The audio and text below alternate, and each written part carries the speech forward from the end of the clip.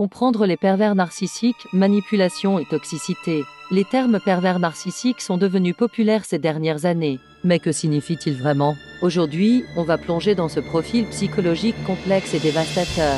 Qui sont les pervers narcissiques?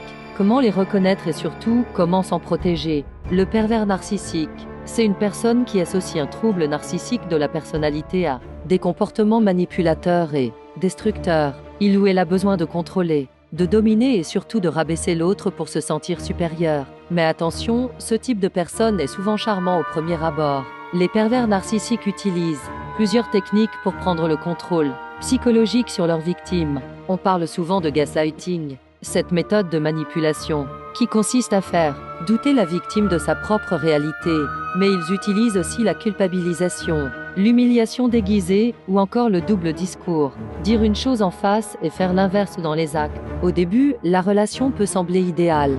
Le pervers narcissique va jouer sur la séduction, te donner l'impression que tu es unique, indispensable. Mais peu à peu, il commencera à te critiquer, à te dévaloriser tout en se présentant comme indispensable. L'objectif te rendre dépendant émotionnellement et te faire douter de toi-même. Alors, comment se protéger? La première étape, c'est de reconnaître les signes. Si tu ressens constamment de la culpabilité, si tu as l'impression de ne jamais être à la hauteur, ou si tu te sens isolé de ton entourage à cause de cette personne, il y a peut-être un problème. Ensuite, apprends à poser des limites claires. Les pervers narcissiques détestent qu'on leur résiste. Ne cherche pas à les changer ou à les comprendre, ils manipulent volontairement. La meilleure solution est souvent la fuite. Couper les ponts, même si c'est difficile. Personne ne mérite de subir ce type de manipulation.